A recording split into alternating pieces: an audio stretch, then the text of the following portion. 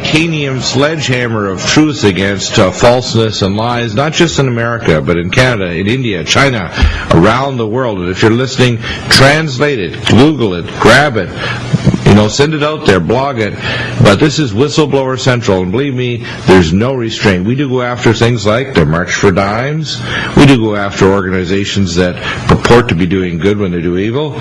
We do go after those who pretend to be the Messiah, like Mr. Obama now trying to disarm the world. And the fact is, he's not. This guy is a fool, a salesman for the globalists, and he's getting ready with the globalists to literally heist Earth, while districts in all over the world, from Norway to China, go bankrupt and people starve and become destitute and be thrown into tent cities like in Ontario, California, and elsewhere. And then they, of course, quickly pick them up and move them into civil detention camps as they get ready to create literally a whole new culture and want us desensitized to accept the idea of federal troops, both U.S., Canadian, and foreign, on American soil and vice versa in Canada, so that they can then control at gunpoint the citizenry, and that's not okay. On the air? Absolutely. So welcome back. Go ahead with the phone number if you want to give a phone number. Yes, while you're on break, I got an email from a man who'll go unnamed, but let's just say I got it, I responded. He's a man from your country in trouble, and he shouldn't be. And I sent him... Oh, yeah, so give him the phone number, which is 506-756... Well, just email to me. Just send you an email. Well, but anyone can call Werner and I. We're not shy. Oh, yeah, you mean your number, you mean? Yes. We can be reached at 506-756-8687. We're not hiding anything. We believe in the spirit of full disclosure and purported democracies. Right. In other words, if it's Homeland Security or FBI, you're more than welcome to sit in my kitchen and have a good cup of coffee or tea. In fact, I make sure that I use proper diction so that the enunciated words, the enunciated words in the transcript, when it goes there, as my buddy Greg Evenson would say, when it goes to Homeland Security or CSIS in Canada or the FBI or MI6 or Mossad, you get the correct spelling, the diction, and the actual meaning, because I do care about you out there, billionaires, trillionaires, and banksters, because you people are fools, and you've got bad intel, and you're setting up a disaster that's going to hurt us all. These people who consider themselves ethical, let's talk about subprime mortgages for a minute. Let's do it. And we also have, before we get too deep into it, I have a quick question from Wayne Pronti in BC, and then I want you to continue. We're going to have you back, too. Perhaps if we might even do this Thursday or early next week. We need to continue because there's so much material to cover. Wayne, your quick question. Go ahead.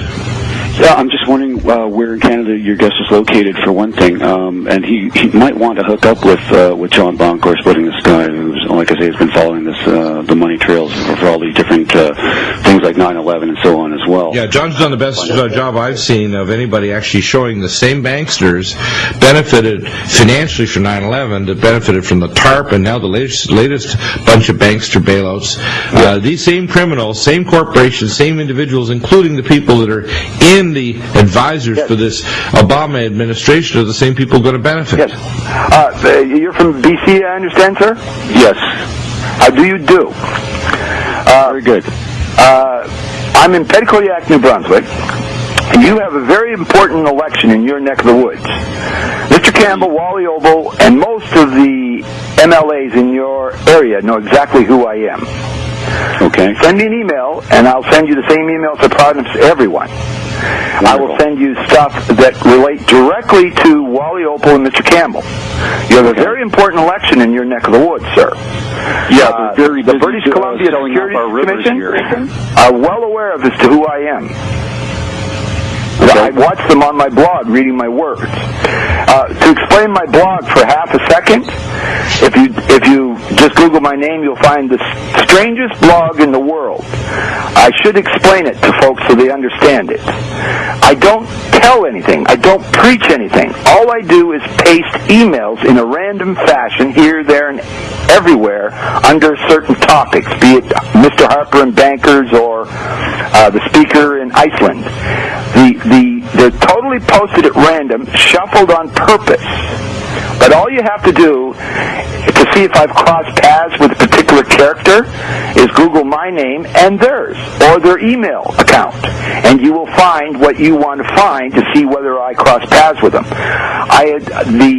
I'm so used to them killing my blogs and my email accounts that I only use that blog to store records, so if I came naked into your kitchen, I could just go over there and type something in and see who I crossed paths with whom and when. It's a very strange blog.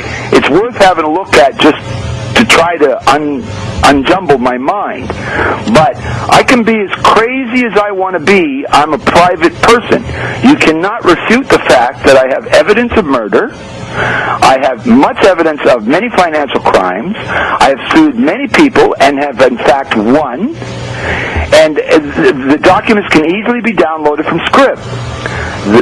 That may be deleted in short order too, and not by my doing. However, all of the stuff is burnt on DVDs, and anybody can have all of my files for nothing. You take what I know to be true, surf through and decide what is true and untrue for your own personal benefit, and ask whoever represents you or wants to represent you in the election that's coming right up in BC, and ask them why they have done nothing to protect your interests. Something a lot of the Canadians don't know is Canada is a corporation that files on the New York Stock Exchange. That's the top document in my script. You can see who represents us to the American Securities Exchange Commission. Have a look at it. Most Canadians do not understand that document. You, sir, because of your share as a proud Canadian, are worth, I think, in the neighborhood of $15 million. Wow. You are a shareholder in the corporation known as Canada. Right. Yeah, that I'm aware of. Well, now, you can say, oh, Dave, you're nuts, and I'll allow you that. But who you should ask to prove that I'm nuts, because mental health, and they've tried to lock me up twice calling me crazy. That's the oldest trick in the book, is they get a guy out of court as they lock him up. And ask yourself how I keep getting out of jail. Now, I am not crazy, but it is not my job as a private person to explain my ethical actions to you. It is Wally Opal's, your top cops, to explain to you why I may sue British Columbia. Right, and of course BC is involved with after the show? Yeah. I know, because there might be other, this is just so many minutes. I'll talk all night and explain to you things in great detail as I take you down. Yeah, we have only a few minutes left. So to speak. What I want you to do now is I want you to summarize this for today's show. We'll have to be back either on Friday or Monday or Tuesday to continue this dialogue, because people need to grasp the criminality what's going on, I believe, is going to culminate this summer or early fall. When they say there's going to be a summer of disaster, and Mr. Kissinger, one of the chief criminals that was involved in recruiting Obama, along with Soros and his group, they're telling us they're going to disarm the American and Canadian public and other Western nations. They've already done it in Australia, which is why the gun crime's gone up. They're doing it in other places. They're getting ready for the hard kill. And once the financial matrix is in place, the hard kill is going to start. Well, the problem is, I'm going to try to put this in a nutshell. Yeah, give us a 2-minute nutshell now, or 1 minute before we go. Everybody in this world, according to the preamble to the Constitution, has the right to the pursuit of happiness. We're human beings, no matter what country we're in. Right. We have the right to eat and dance. Right. These people work for us. They have it backwards. Any Canadian, any American, any man in Iceland, any man in Germany has the right to ask the public servants who are well paid why they haven't acted in their scope of their employment and allowed this economy to crash. As far as an oncoming Armageddon, In my opinion, you know I'm not a religious man, but it's like they are bringing it on of their own creation. Oh yeah, they're speeding it up. They're actually trying What about to... our babies? They have the right to pursuit of happiness as well. Right. I'm an old man. I'm not that old. I'm 57, but I'm a grandfather and a father of minor children. Yeah. How can I protect my babies without protecting yours? We're Exactly. all in the same boat together. Exactly. There's still time to turn this around. There's 1 million people that would take the seats of those sitting in Congress or Parliament. 1 million. There's Exactly. lots of ethical people. Thank you. Here endeth the lesson.